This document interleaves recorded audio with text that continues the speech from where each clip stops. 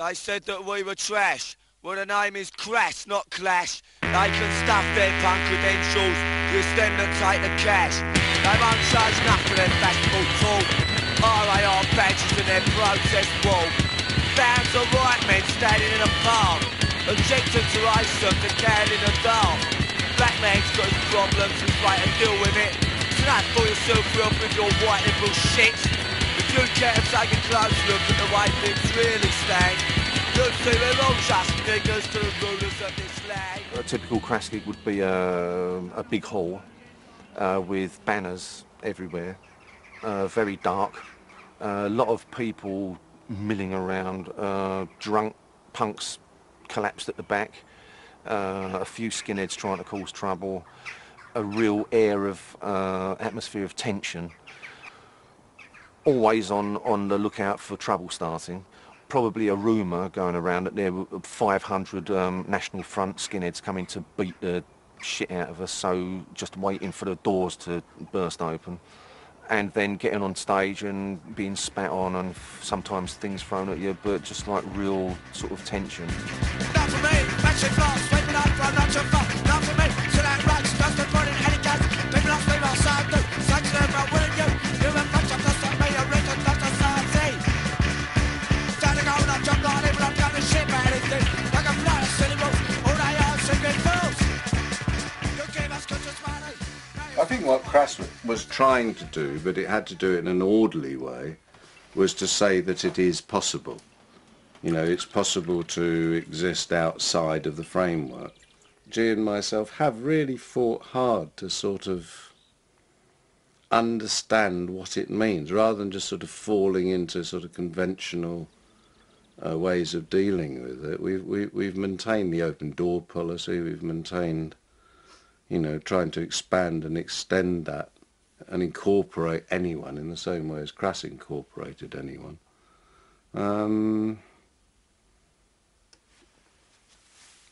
Against a society which actually has been increasingly closing its doors.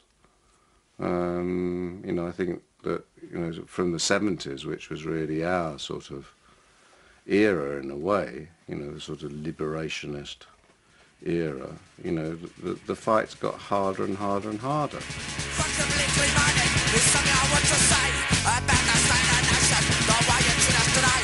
At school they give you shit, drop you in a pit. You try to get out, but you can't because they face you out. Then you're a prime example, and then they mustn't be.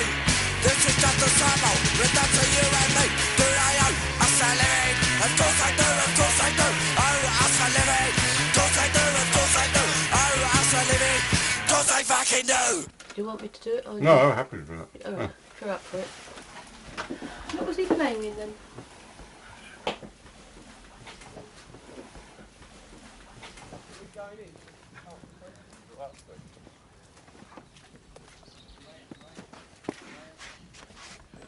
You coming in?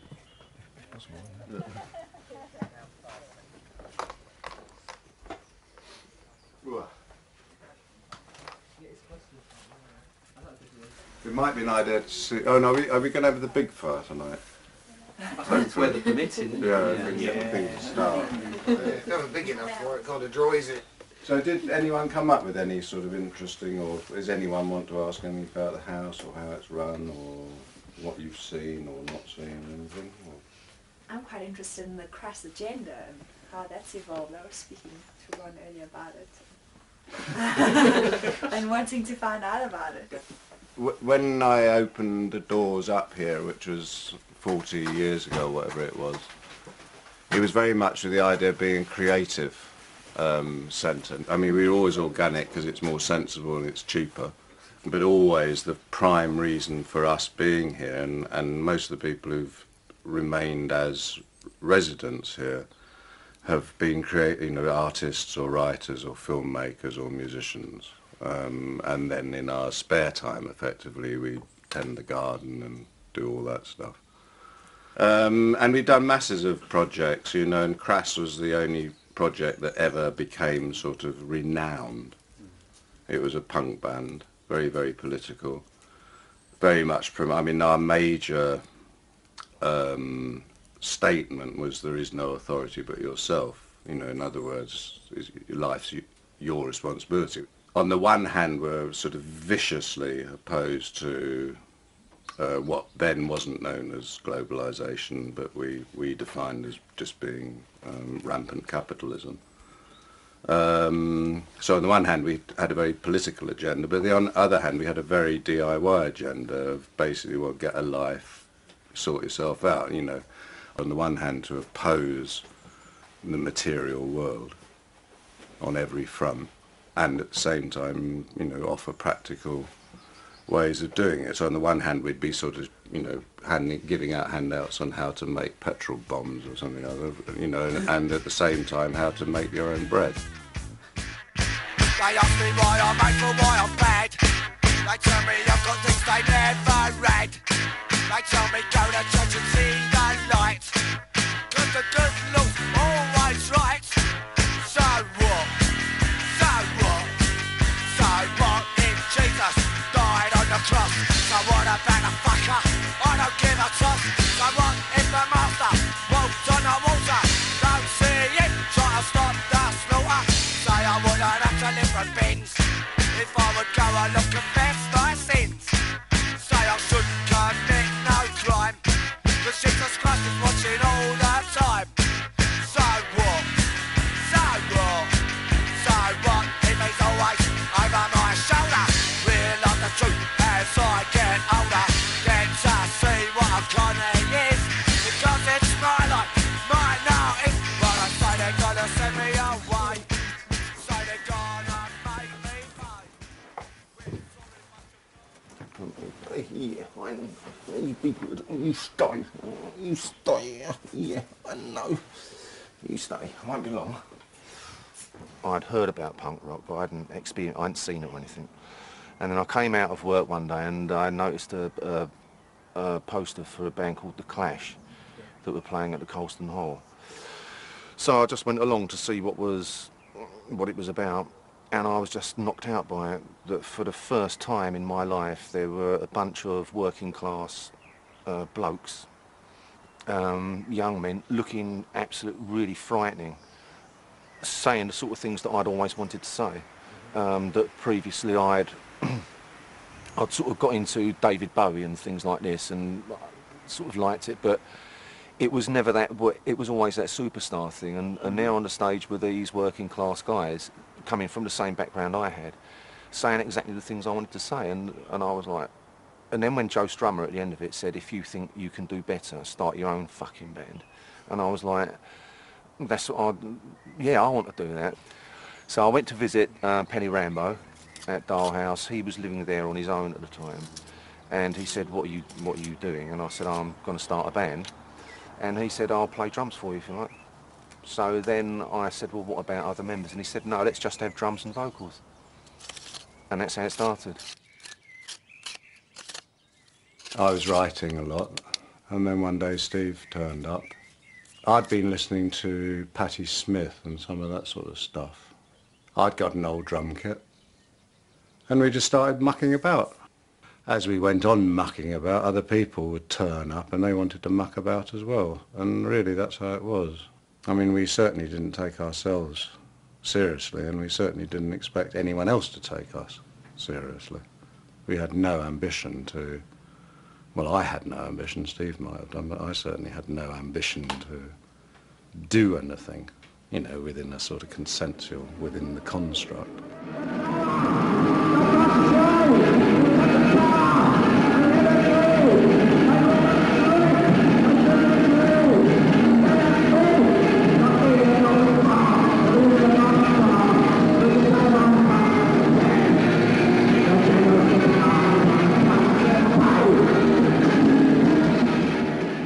What exactly did you want to say? Fuck off, you bastards, I hate you, I want more money, why do I have to work, stop telling me what to do, all coppers are bastards, you know. What does a young man want to say when he's angry? And it's, but then speaking with Penny Rambo, it was a bit more, well, perhaps have a, you know, just really think about what you want or what you don't like, and then be a bit more political about it, or, you know, personal political, so, and a bit more poetic, and, yeah. And then owe us a living. Of course they fucking do, so, yeah. And I still want to say those things anyway. So. Oh, so you didn't change really? No, but the trouble is now I don't know how to say it, you know, and there's me at 48 years old, still going, fuck off, I hate you. But it's not quite the same when you've got a boy. I am a product, I am a symbol, I'm endless, I'm lost, fruitless, I'm lost, games. Well, I'm lost in match, don't sing my shit, cause I'm in volume in the such, not chatting the inch, you're finding out. This is things I am body, my shell, I don't know. If I'm awesome, I'm the art for that body wants, I'm a snack on everyone's news, I'm the left for that body wants to touch. Much. I am a sample, I am a scapegoat, my useless, useless, aimless, mindless ideas. Well, let me know when I'm yet far away, my money on you sticking a drop, I'm free trying to scare me aside, now the bad shot, that kind of shot. I don't want your fucking system, I don't want to be on your face, just on shot, to resist them, I want to be on shot. There was a David Bowie song called Ziggy Stardust, and there's a line in it where he says, Ziggy played guitar, driving us that he was voodoo, the kids was just crass. And crass means grossly stupid and, you know, pathetic, so yeah, it's a good name. At that time, it was fun to be ignorant and stupid. Oh, that's why I chose the name Ignorant for myself, because at that time I was really ignorant about politics. I didn't know what I wanted or what I wanted to do. And people had said to me before, you're an ignorant bastard, Steve Ignorant. Simple as that. Well, Steve was from, you know, basically quite a poor working class background, and I was from, you know, quite a wealthy upper class, or upper middle class background. And generally speaking, I think it is true to say that most bands are made up of, you know, people from the same background, because generally speaking, younger people tend to hang around with people from their own background because it's more comfortable for them. And that did make us different. Well, my sort of middle class, sort of off the street experience, and Steve's working class on the street experience made a very, very interesting combination, I think. Yeah, it's not that I'm right wing or nothing, but, you know, England is the best country in the world. No. I've never seen any difference between sort of bohemian, beatnik, hippie, punk. I mean, they're all one of the same to me. So, I mean, I regard that just as a sort of authenticity, and, you know, or an attempt to achieve some sort of authentic lifestyle.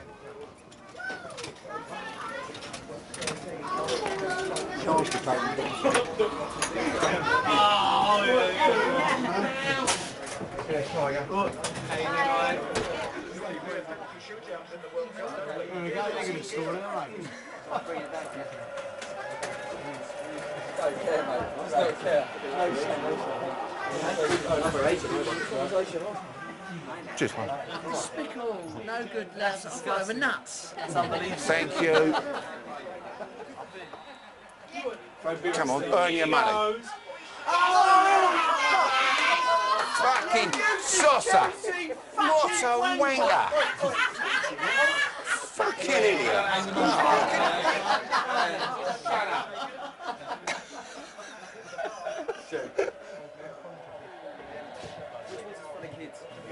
My brother took me to visit Dial House, and at that time I was not a skinhead, but it was the fashion afterwards in England called suede heads. And I went there and I couldn't understand what the hell was going on.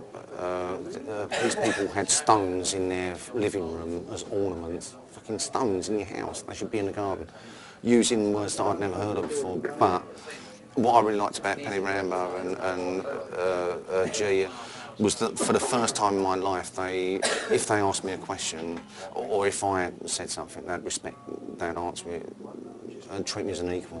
And it's the first time I'd ever had that, so I kept going back to visit. So when me and Penn were starting Crass, we could just take it didn't matter. It really didn't matter because I just used to live with my parents in Dagenham, and whatever I said, because I was into poetry and all this sort of stuff, and I discovered a bloke called I'd read a book by a guy called Oscar Wilde called The Picture of Dorian Gray. I really got into poetry and started writing my own poetry and yeah, sort of writing songs because I wanted to be David Bowie. But my mum and dad always sort of said, oh, you know, you'll never do it in, you know, the usual working class thing, you would end up in a factory. But for the first time, when I first met Penny Rambo and G, I was, for the first time, listened to as a human being or as an adult, even though I was only 13 years old, and tried to talk out of my little arsehole about Walt Whitman or something, having a conversation with a bloke who was older than me, who had been to college and sort of done things. I just thought that was fantastic. And for the first time, someone was actually interested in my opinion, and I'd never had that before, and that's a pretty, you know, that's a pretty big thing. And so when it was Crass, it was the same thing. There wasn't. We were just friends, you know, and I'd always respect him for that. He's always respected that for me, you know. And we really did blow away that upper class, working class divide, and we were just two guys doing it.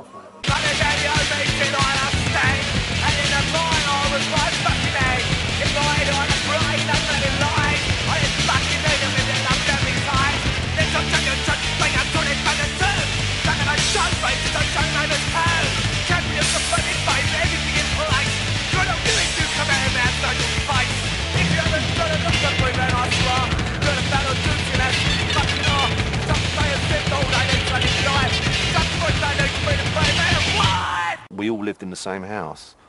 You couldn't have Crass without what was happening in our personal lives. It was all so interwoven, you can't separate them. So it never stopped. It wasn't like we went to the rehearsal studio and then played Crass. The rehearsal room was in our house, so it was like, right, okay, then what are we doing tomorrow, rehearsing? It never stopped. The phone was ringing. People were coming to visit all the time, you know, punks coming to camp in the garden and all this kind of, so you never got away from it. And the experience for me was just it never stopped, and it was a lifestyle. A good one. I wouldn't change, you know, I wouldn't change it. We never had rules. For example, if with 15 people living in the same place, if there was washing up to be done, it wasn't, you know, there wasn't a rota and on Wednesday Steve does the washing up. You just did it. And the whole way of living like that was, well, consideration for other people first.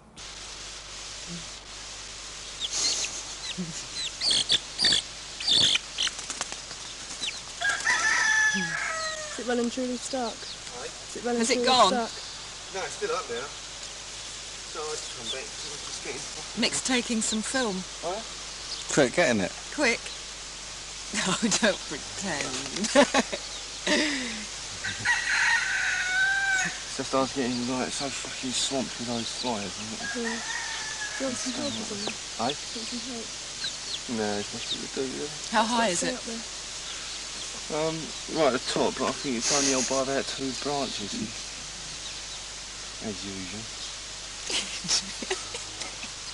What? You just look cool. That's all, just it's you. Yeah, you were.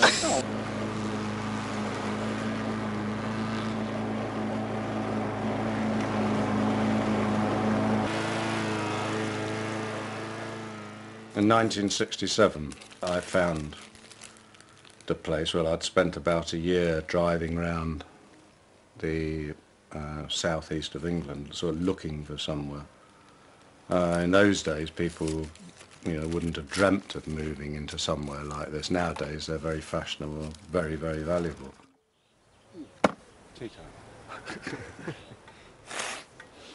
I saw a film, it's the end of The Sixth Happiness. There's a movie about Chinese inns, and they had this tradition of people turning, you know, like walking to the inn, and then they would tell their story, then the next day they'd move on and go somewhere else. And I was rather inspired at the idea of sort of opening up somewhere where people could come and they'd sort of pay for their supper and a bed by telling a story. That was my romantic idea. And my romantic idea was that if people liked it, they'd do something similar. So by now, 40 years later, or 38 years later, I thought there'd be hundreds of places like this right across Britain. But in fact, no one, as far as I know, has ever attempted to recreate the system that this place works on, because, as you know, it's not a commune, it's an open door. Most communes manage to survive based around some sort of ideology or religion or whatever, and I'm not interested in sort of shared ideologies or religions. And the open door policy, which is the one we have operated on since then, allows people to come and it allows people to go, and it allows conflicts to develop and allows loves to develop, all sorts of things without any condition. It's a very unconditional state of affairs. And creatively, I suppose that was reflected in the sense that, you know, if someone said, oh, can I join the band? And there wasn't any question as to yes or no. I mean, it was an automatic, of course you can, what can you do? And it didn't matter if they couldn't do anything at all, like Andy. I mean, he hadn't got a clue what to do with the guitar, but, you know, he got one and made a noise on it, so that's good enough.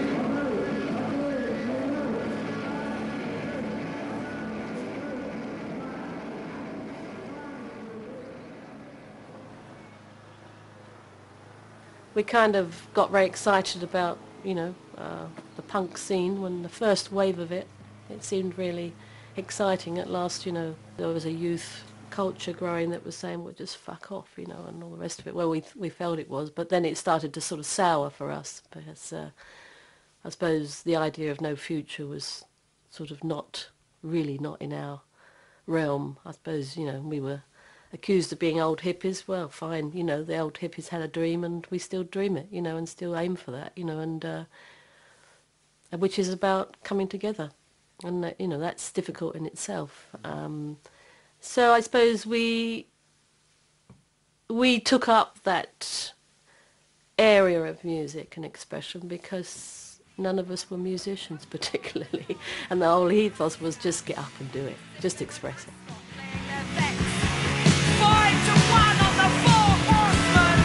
They believe that money can buy them out of the responsibility that they have to the world that they bleed dry.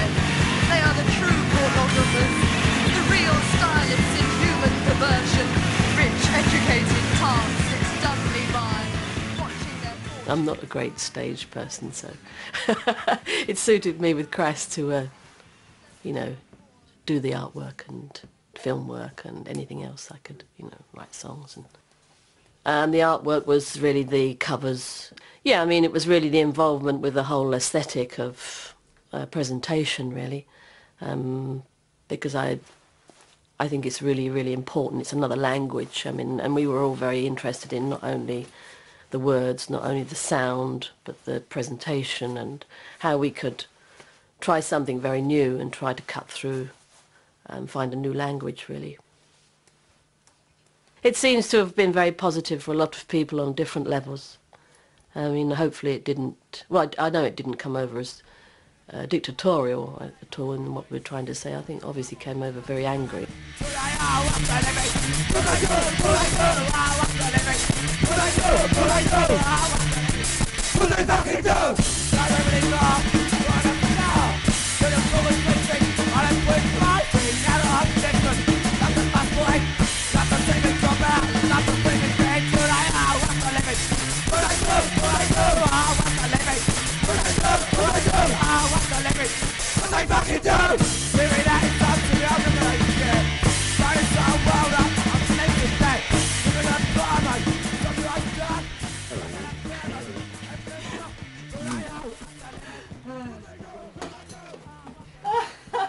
Good Lord!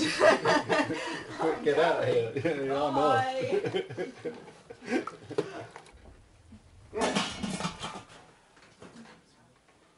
should go off with this. There's some in that one. Can you turn the other one off first? Yeah. Matthew. Hey! It's Ron!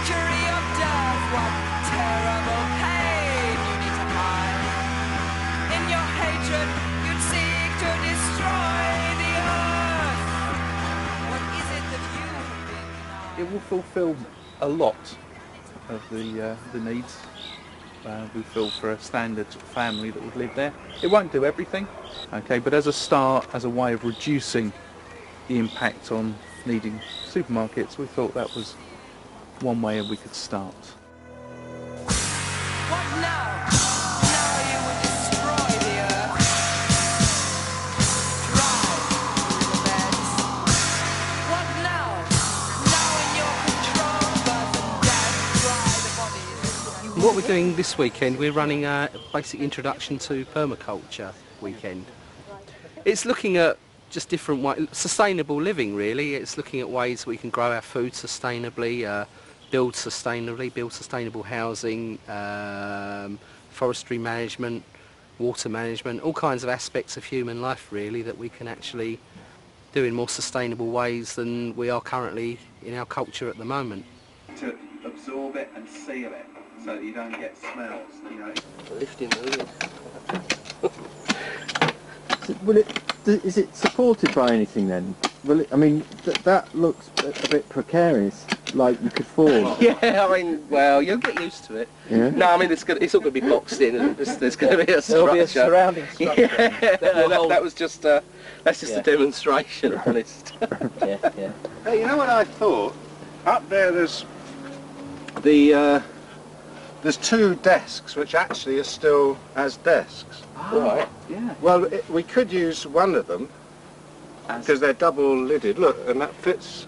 Yeah. As a sort of, so to use the bog, you lift that up. Yeah, that would. And the other totally one enclose. could enclose the grass or whatever, and it would look neat. It would. It's ready made with hinges. We need to, So we've got to have that space, haven't we? Yeah. Well, there was this idea of going and get another spade. Mine! A bit zapperish.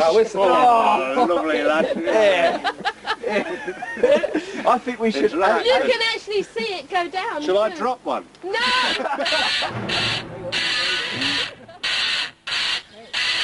You swear by the fuck you like, but you're still on the roof. I'm not gonna change the system. They're not gonna change the system. We're not gonna change the system. We're not telling you, we're not telling me. Turn out that's what batch of food. All those batch of dealer food. Can't call them like they matter. Just as in my game. For us, swimming vigorous. Feed us some and face up. Kill us, so we shoot right up. Leave no option now. Just what have they got? Fuck all now. What have they got? Swimming pools. Where do you get it? Follow the rules. System. Keep their fingers on the brush. Then I let us understand. For a better quarter to. The whole philosophy of the open house, it was set up as a creative house, whatever that meant to people.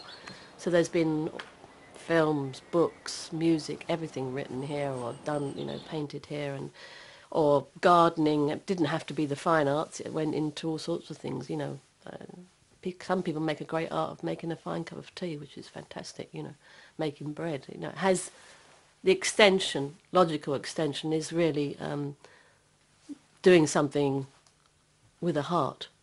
So that whole ethos has never changed really, and Crass wasn't any different, and all the things that have happened since is not any different. The spirit's the same. No, is the swift answer to that. There were three, unless there were more Unless there were more down the bottom there. One of the greatest battles I've ever fought is just to remain in this place, you know, which is rightfully mine. You know, because commodity culture wanted it because it's worth a lot of money. Doesn't matter whether it's sort of, you know, the burial ground and the creation ground of soul, you know, they want it. We effectively used an awful lot of the tactics and techniques that we'd developed with Crass on a much more sort of intimate level, you know, with the local village and the local townspeople, and we formed an action group which was made up of people from the right, left, centre and everywhere else, who all wanted in some way or other, or for one reason or another, to try and preserve something of the sort of countryside that this whole area represents, and were willing to sort of spend time to do that. And we first of all beat off BT, who, you know, is a massive corporation, which was a huge success, and they wanted to turn this just into one huge sort of luxury housing estate for the wealthy, with sort of big hotels and golf courses and shit knows what else. We did buy it on borrowed money from friends, and we still owe half of what we bought the house for, which was 160,000, which is very, very cheap, of course, but and it was very, very cheap because we were in it. I mean, it's not worth an awful lot to people, and people knew they couldn't get us out because we'd already won that case in the courts. I mean, what I want to do, what I hope I'm able to do, is to finish paying off the house and then put it into trust, because that way, you know, maybe in 50 years, there'll still be people like us sitting around talking about nice things.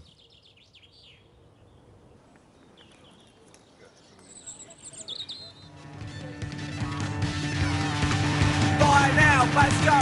Buy now, say hello, convert school to your life. To enter traverse paradise and champion dignity. A lovely colour consulting makes you watch you change and taste it right. Dreaming of things that money can buy. Rush on shit, plastic crap. My life might be worth more than that. Black nose can own, traffic spray. I'm no faker, monoxide. Lust on to our wood, fish race. Oh, happy days! The sort of goal he scores so often for Chelsea. Steve, did you hear that David Beckham was wearing a Crass t-shirt? Yes, I did. Designed by Jean-Paul Gaultier. Now, at that time I didn't really think anything. It was just like, well, that kind of stuff. People have been selling Crass merchandise for like years, and I've not bothered about it, so why should I bother about it now, you know? And I didn't. But it's only recently that, since I've had numerous people coming to me and saying loads of Crass stuff is being sold on the internet, and there's a bloody clock with a Crass symbol on it, that or Eve Libertine with the flag from the Feeding of 5,000 thing. Buy a clock, you can buy, you know, obviously t-shirts, little coasters, tea towels and shit like this, and all of that money is going somewhere, and I don't know where the fucking hell it's going, so I just want to try and stop that.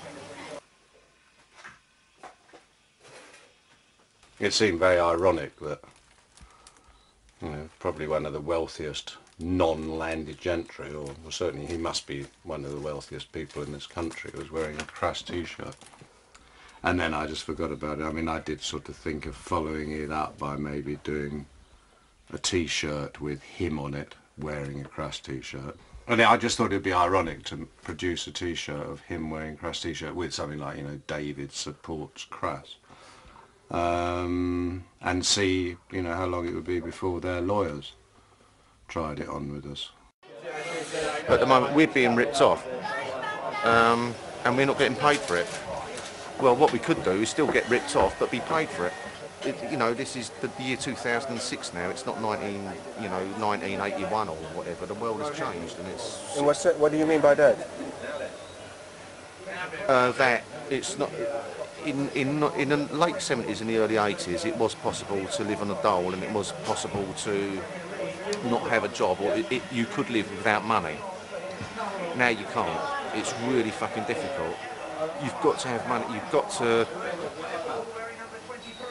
Not you've got to have money. I sound like a fucking capitalist, you know, just on about money all the time. And it's not that. It's just the world is different now, and you have to move with it. And and I just am so frustrated with the thought that some fucking big company, you know, don't even know who Crass were, but it's the product sells well, so they're fucking selling it and getting the money for it, and we're not getting nothing. Fuck it. Bollocks, that's got to stop. That's just crap.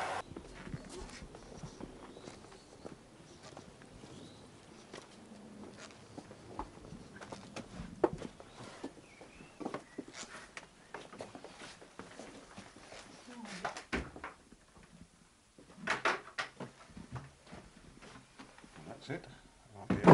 The old rehearsal room. There's an old drum skin with a Crass symbol on it. The only bit remaining.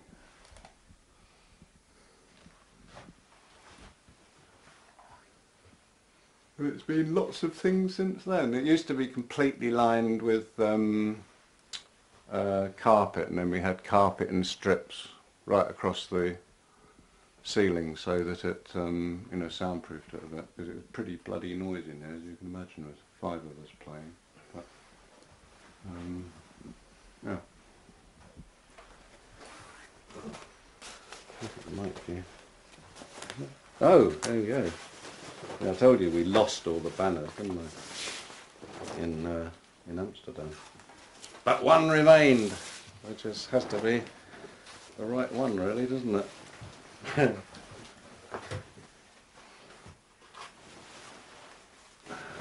yeah, there you go. I should be doing "There is no force but yourself," all right? Yeah. Yeah. The one remainder. Now an old Remo head. Whoa!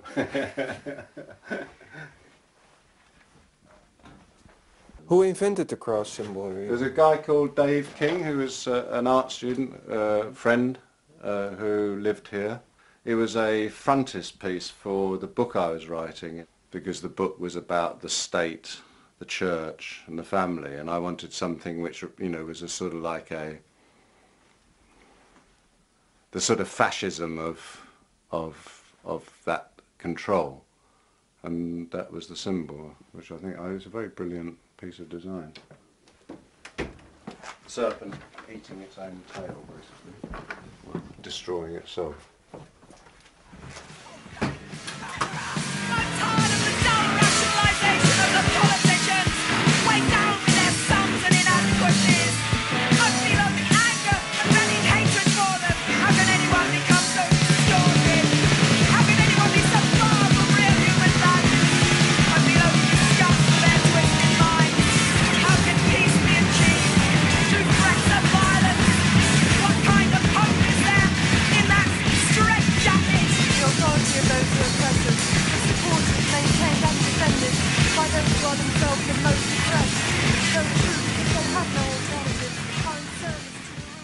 And how exactly was Crass socially and politically active? How direct?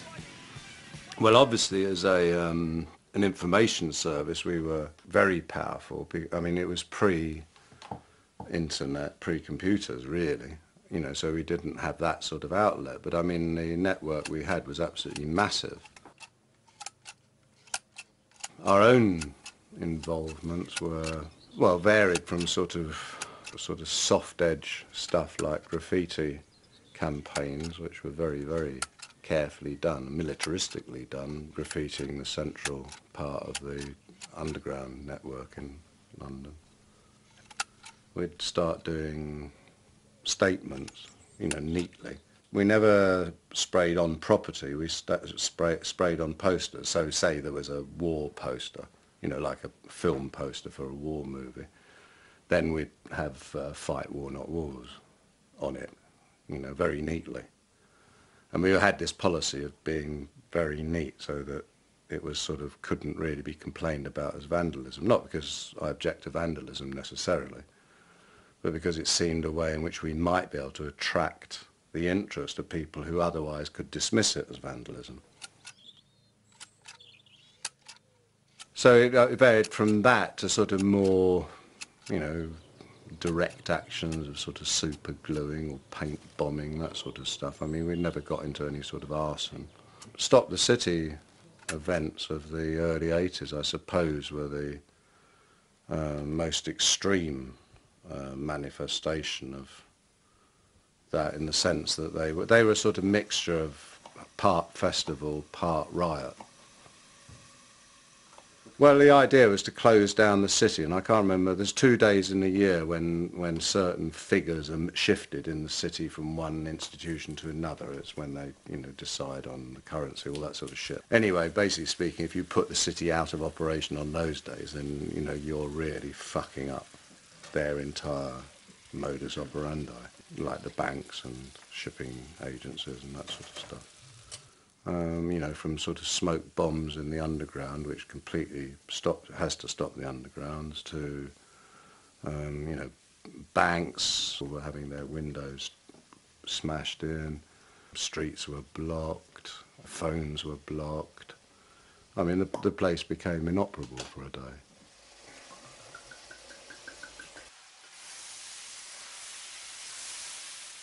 I believe, you know, that it set a pattern. I mean, certainly Reclaim the Streets came out of the Stop the City movement, and, you know, inevitably, I think that, and the Stop the City thing actually did spread right across the globe.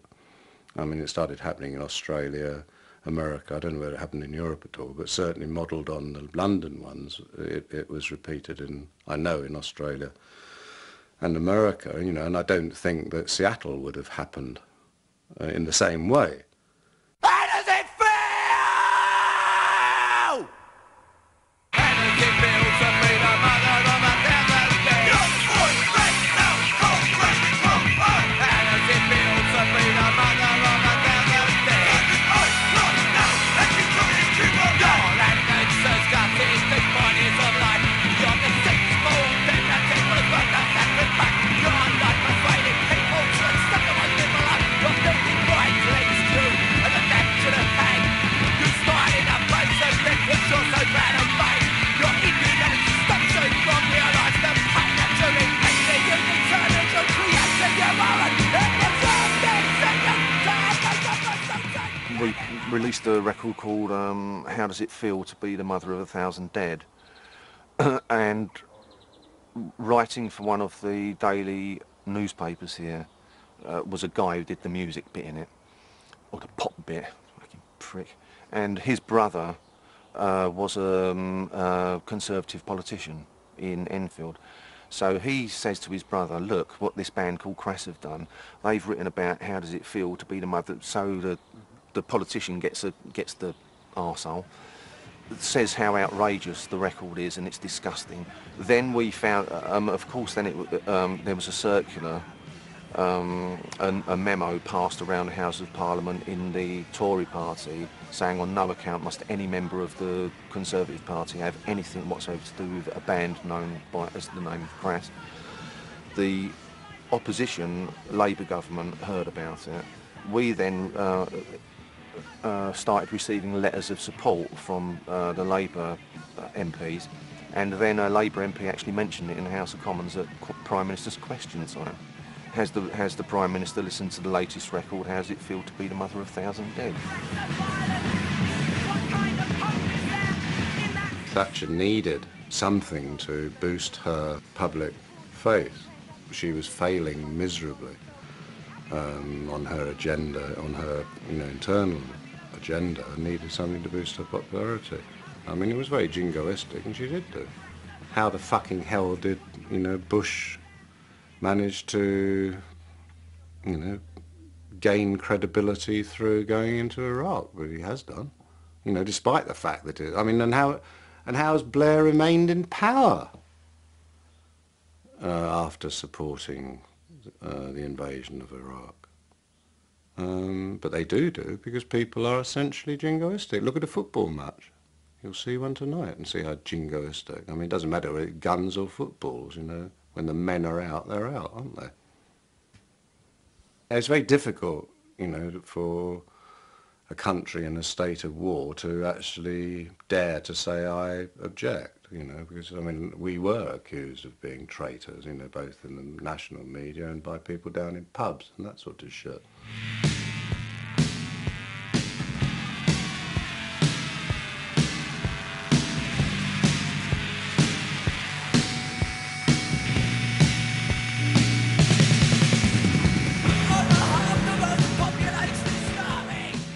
We put together a conversation between Thatcher and Reagan, which was edited out of actual speeches. And the basis of the conversation was basically Reagan questioning Thatcher about the sinking of the Belgrano. We had had classified information from the Falklands. We knew a sailor who used to be a skinhead, and he was heading out to the Falklands. And then he contacted us somehow or other as he was returning and just spewed out all this information about the sinking of the Belgrano and the sinking of the Sheffield. The sinking of the Sheffield was something that still hasn't really come to light. I think it was 4 ships. It was one of the big flagships that actually Prince Andrew or Prince Edward, but one of the royal sons was on board. So obviously they had to ensure that that wasn't going to get whacked. The naval response was to order that 3 of the 4 ships should send up flak, you know, which is silver foil, which diverts missiles. Yeah.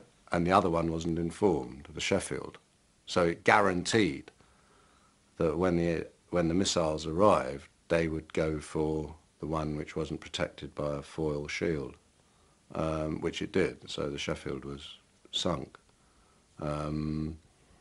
And the men knew that, you know, and there was almost a mutiny, which is why the boats took so long coming back, because they had to sort that out.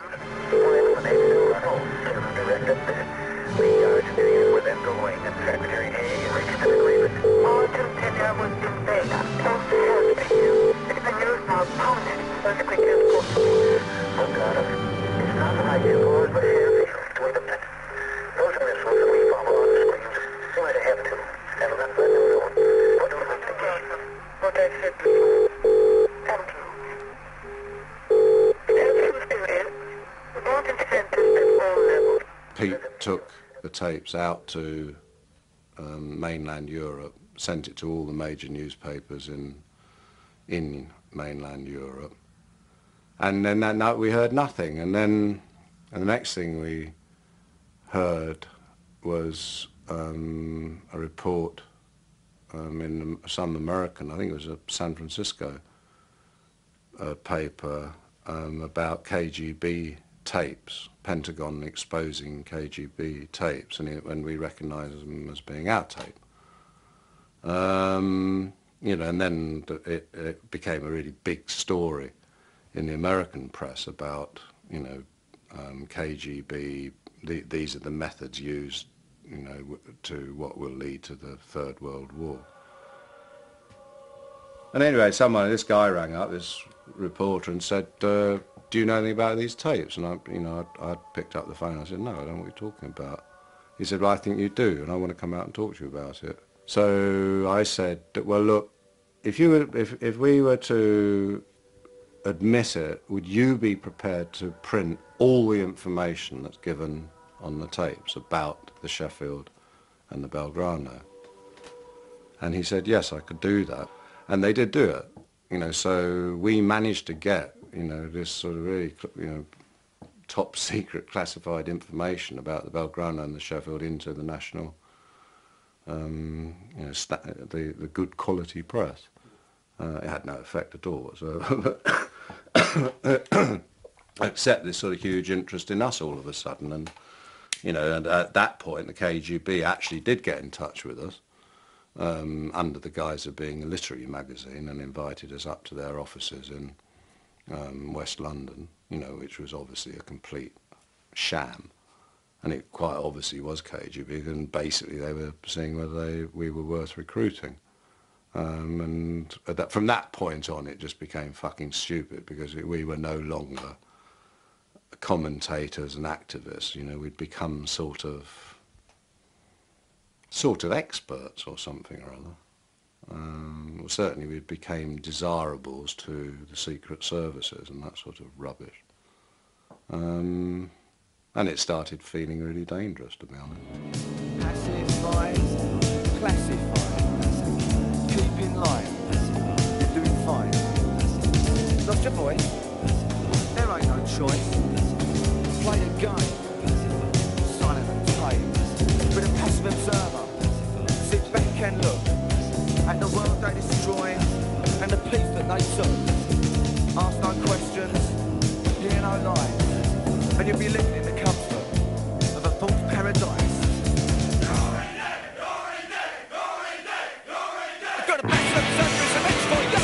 You're already dead, you're already dead. The rights don't want to know, so good. You're already dead, you're already dead. The road to the end, some look at this just means to have friends to make the connections. Still believe the system, then your section. You're already dead, you're already dead.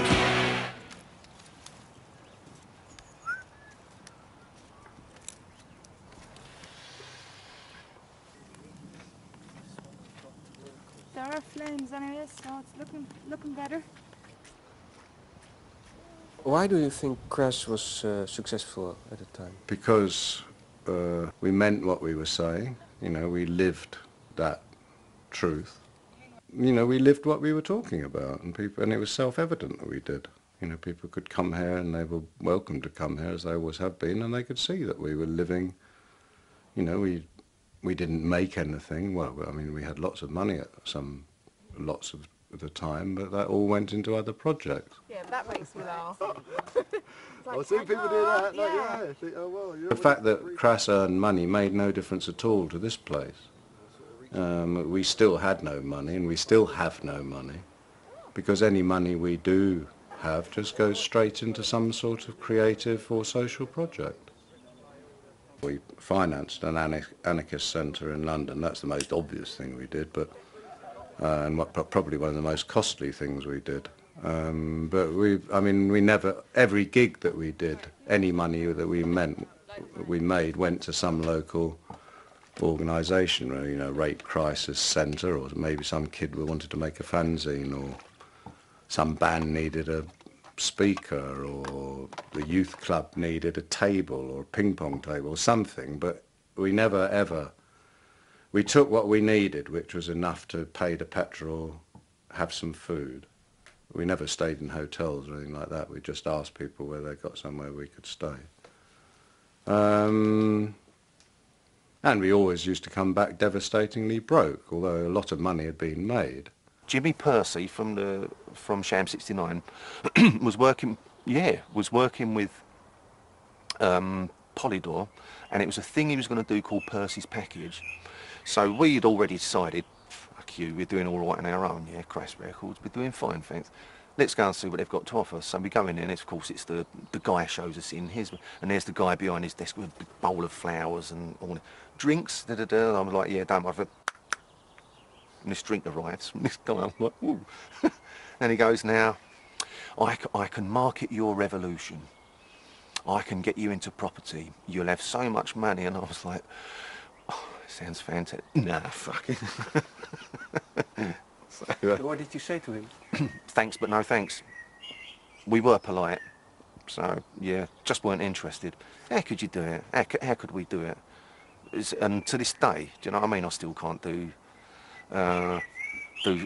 things where I feel like I might be not selling out, but where my conscience pricks me, and it's a pretty good thing to have, because it means, well, hopefully I'll never sell out if that still is relevant. Yes, that's right. Hard case, then it's just another tape for that for the country mistake.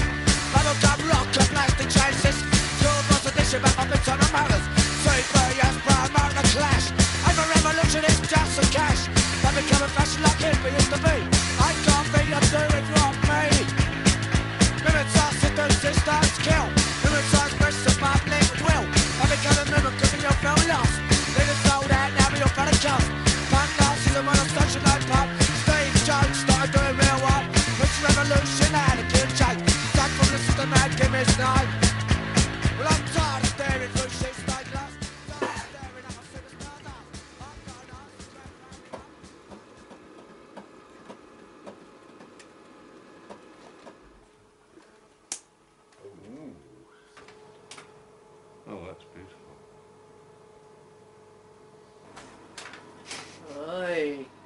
Ignorant and G. Yeah.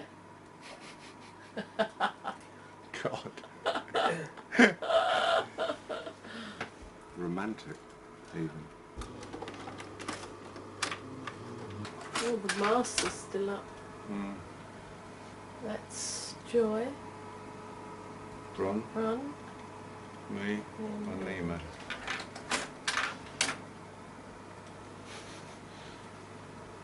That doesn't seem so long ago, that. Strange, isn't it? Doesn't look like you at all. It doesn't, does it? No. Really weird. How did Crass end?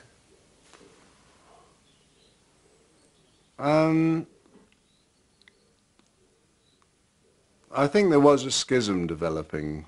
Well, I don't think, I know there was. We did a tour in 83, I think it was, and I wrote a article questioning the honesty of pacifism, in the sense that it's very easy to preach it, but can you follow it through? But anyway, that was, you know, it was becoming obvious by then that, you know, there was a very distinct separation going on.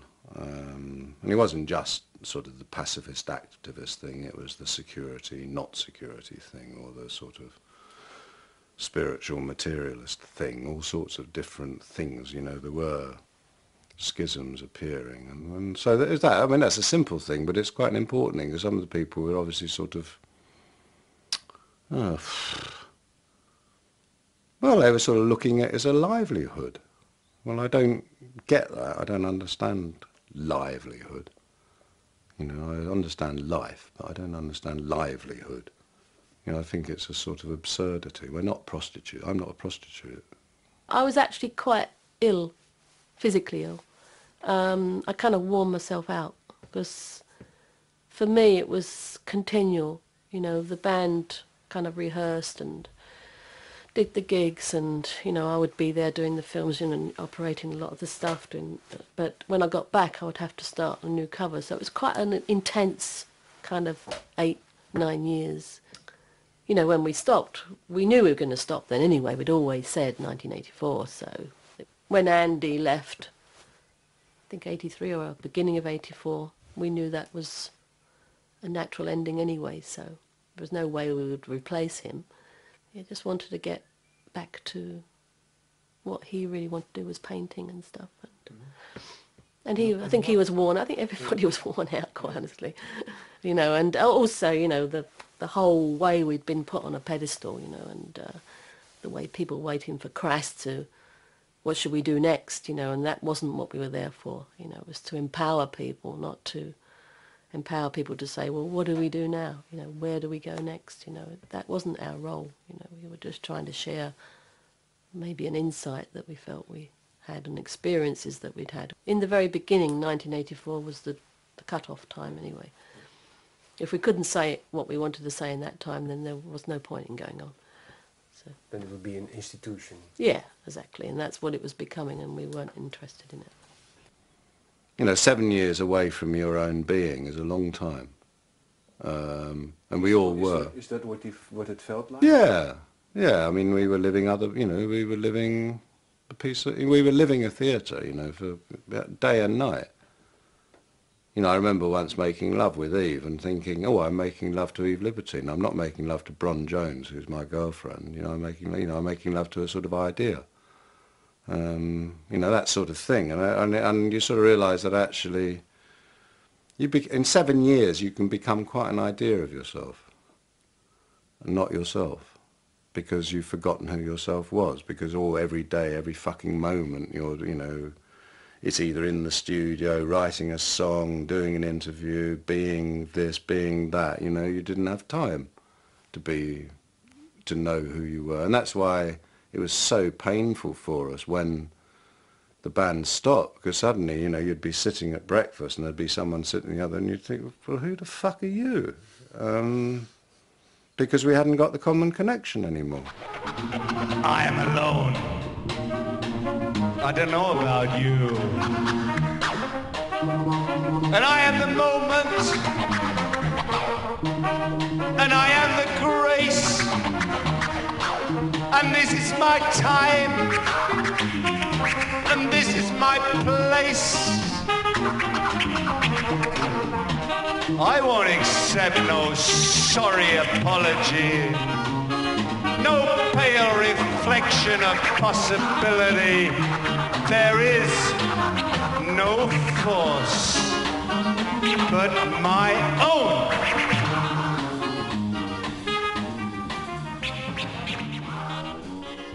In a way, when we were writing stuff, or when I was writing stuff for Crass, you know, I was defining, you know, a way of living, you know, especially there is no authority but yourself. You know, which basically, I suppose because G and myself have stayed here, we've had to try and live up to that. You know, all the time we're being, like you've come here because of that. You know, basically to see if we were doing it. You know, well, that's true, isn't it, in a way? You know, to what extent did that dream work? And I mean, that's a question we both ask ourselves all the time. You know, to what extent does the dream work? You know, how could we make it work better?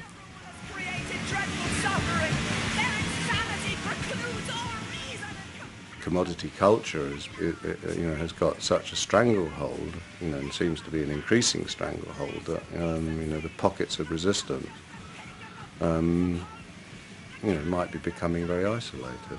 Where are the angry young men and women of today that are actually saying, apart from little you might see a punk rock band in a pub somewhere, but where are these people in the establishment? Or in the established, you know, pop world or the music industry who are saying, this is fucking wrong, fuck you, stand up and, you know, what happened to that voice? It's all sort of gone.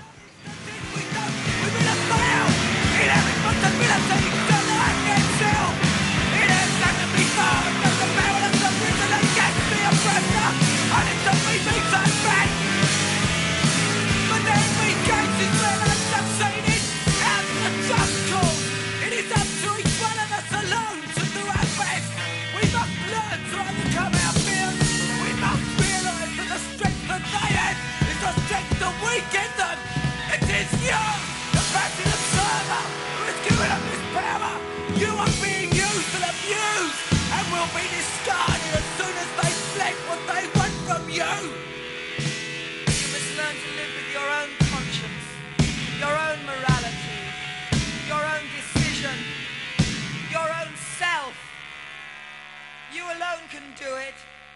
There is no authority but yourself.